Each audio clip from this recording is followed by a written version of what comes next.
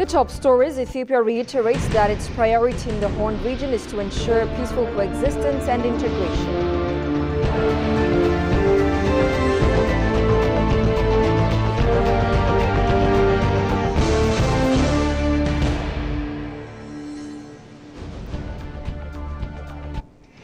And experts say the critical role of migration in driving economic development on the continent needs to be explored.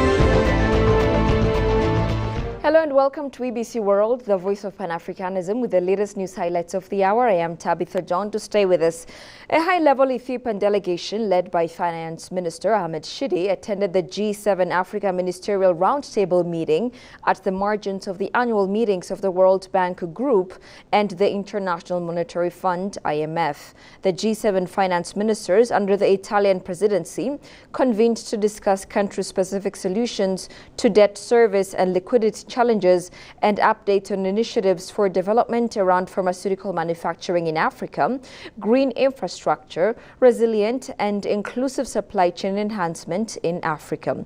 Minister Ahmed thanked the Italian finance minister for the invitation and briefed the participants on the historic and bold economic reform program that Ethiopia is implementing under the leadership of Prime Minister Abiy Ahmed, which is designed to address macroeconomic challenges and rebalance the sources of growth by shifting away from public towards private sector-led investments.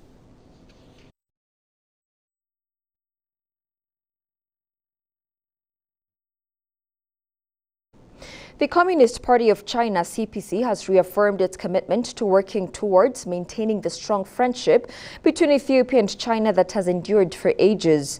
This pledge was made during a meeting between an Ethiopian delegation led by Vice President of the Prosperity Party, Adam Farah, and Vice President of the International Department of the CPC Central Committee, Li Mingxiang. The meeting is aimed to strengthen party-to-party, government-to-government, and people-to-people relations between the two countries. On the occasion, Adam emphasized that Ethiopia and China have a long-standing history and have established an all-weather strategic partnership.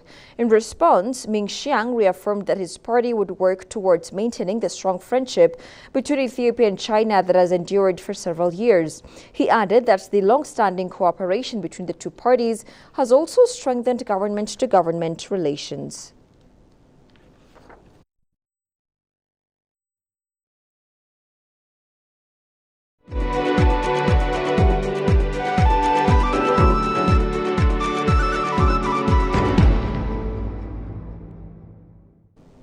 Welcome back. The National Bank of Ethiopia's annual attendance at the annual meeting of the International Monetary Fund, IMF, and the World Bank in Washington, D.C. has been deemed successful. Mamo Muratu, governor of the National Bank, led a high-level Ethiopian delegation to this key international gathering. During the meeting, it was stated that global economic growth is projected to reach 3.2% in both 2024 and 2025, according to the governor. Governor Mamo noted that while international inflation appears to be stabilizing due to stringent monetary policies enacted by central banks, the cost of living remains high, adding efforts made to control the challenge have brought about results. Muratu detailed the macroeconomic reforms and the new monetary policy framework being adopted by the National Bank, as well as measures to improve foreign exchange management and reduce potential barriers to reform efforts.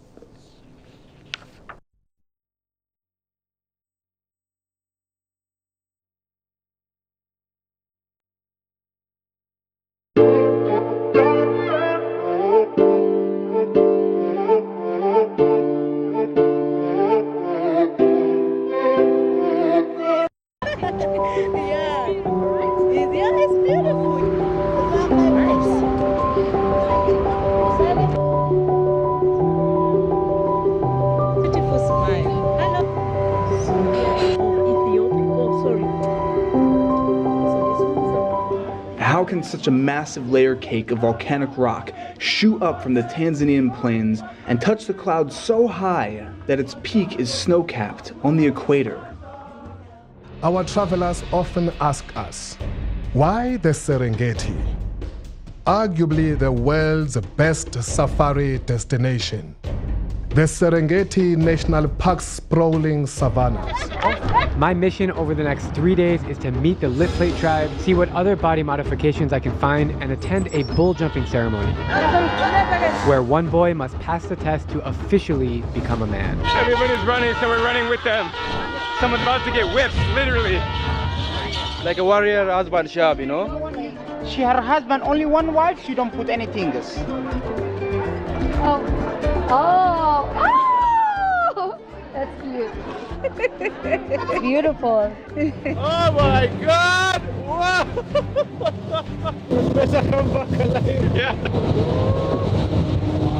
Guys, and there it is. You can see it with all its freaking might and power. It's fogging up all over the place. That right there is the most powerful waterfall in the world.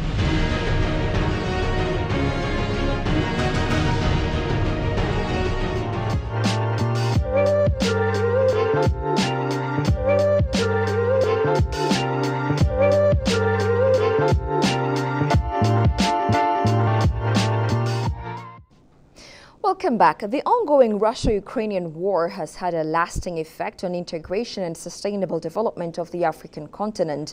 This predicament has been compounded by the pandemic and the instability in the Middle East. Approached by EBC World, Deputy Executive Director at Institute of Foreign Affairs of Ethiopia disclosed that since the world nowadays is interconnected in multiple ways, a positive and negative phenomenon in one part of the globe can affect the other. The Deputy Executive Director Abdi Zennebe further reiterated that Ethiopia's priority in the Horn region is to ensure peaceful coexistence and integration amongst countries of the Horn region. Tigris Sarnisa sat down with the Deputy Executive Director and compiled the following piece. Take a look. The global impact of Russia-Ukraine war has been mitigated through trade, commodity prices, and financial conditions. Russia and Ukraine are major global suppliers of oil, wheat, and fertilizers, which the war has disrupted exports from the two countries, induced uncertainties in the global supply chain. On top of that, pandemic and unrest in the Middle East also had played its share as well. These conditions have contributed to a spike in the global prices of oil, food, and fertilizers, putting pressure on domestic prices. Approached by ABC World, Deputy Executive Director of Institute of Foreign Affairs of Ethiopia, Dr. Abdi Zennebe disclosed that since the world nowadays is interconnected in multiple ways, a positive or negative phenomenon in one part of the globe can affect the other. As you know, the current world that we are living in is highly interconnected. In a number of ways, we as humanity live together, and whatever is happening in one part of the world have definitely a huge impact, positive or negative, on the other part of the world. And Africa, as you know, is very, in recent times especially, is highly integrating into the global political economic system, and Africa has always been part and parcel of the global architecture as well. So in a number of matters, whatever is happening, whether in a very distant places from Africa, geographically or nearby, will have a huge impact on African growth and aspirations. For example, from the theater that we are witnessing in the eastern part of Europe, we have been facing a number of challenges regard to, for example, agricultural inputs like fertilizers and other things has been a major challenge.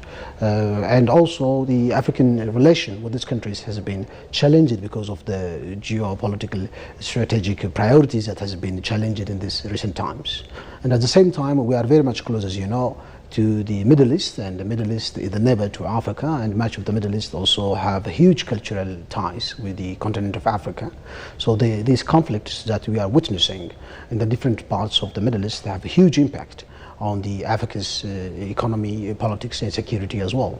But at the same time, Africa also has an opportunity to present itself as a mediator, also find a mechanism to attract different also actors in this endeavor to ensure the betterment of its people.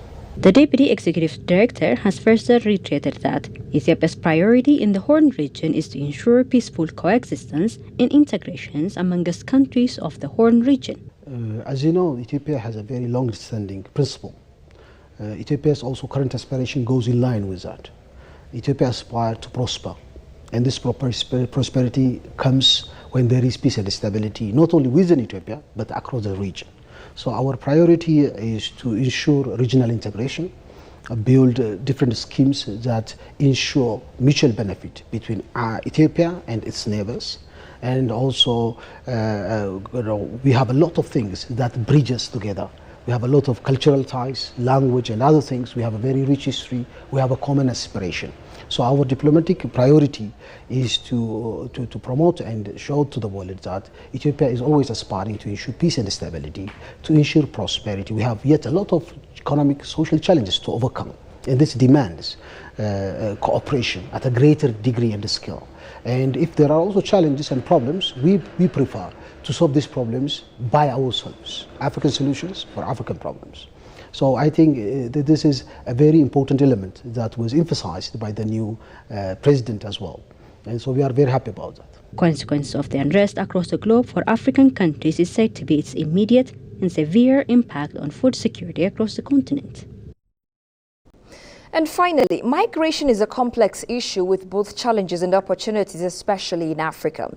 Experts say the critical role of migration in driving economic development on the continent and the challenges migrants face in navigating this complex landscape needs to be explored. Johannes van Taun has the following dispatch.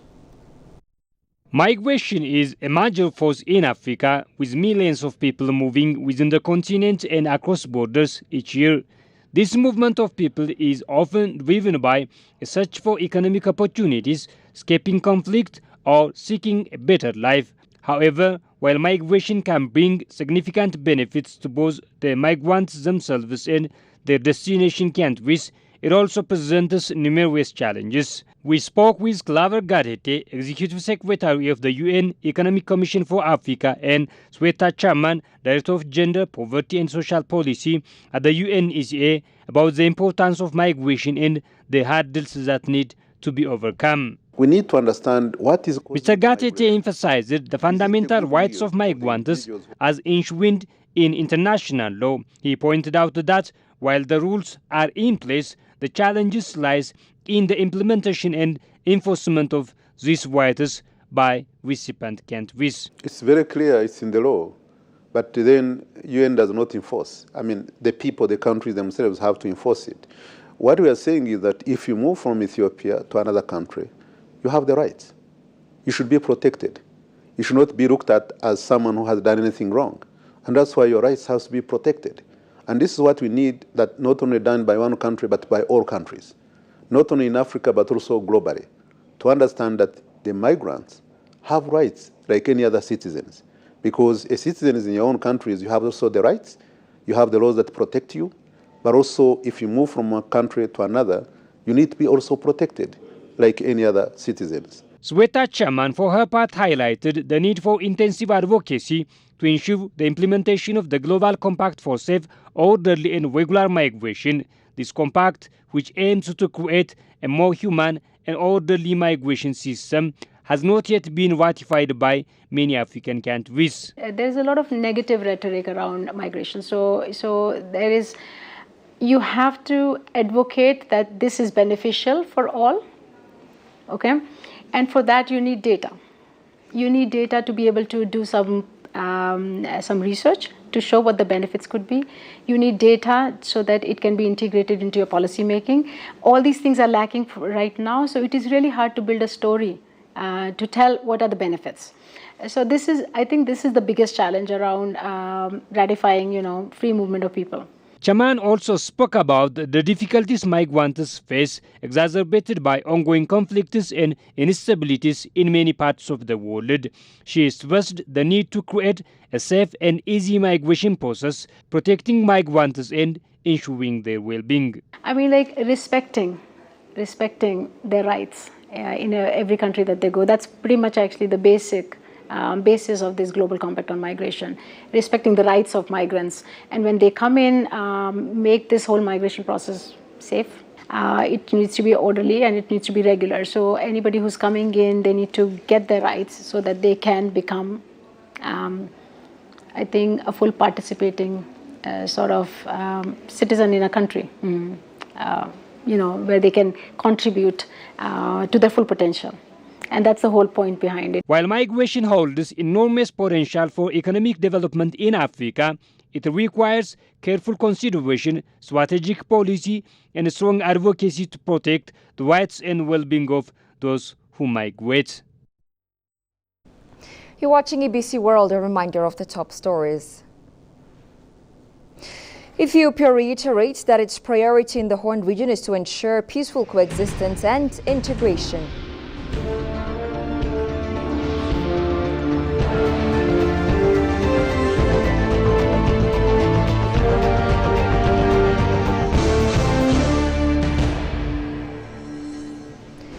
And experts say the critical role of migration in driving economic development on the continent needs to be explored.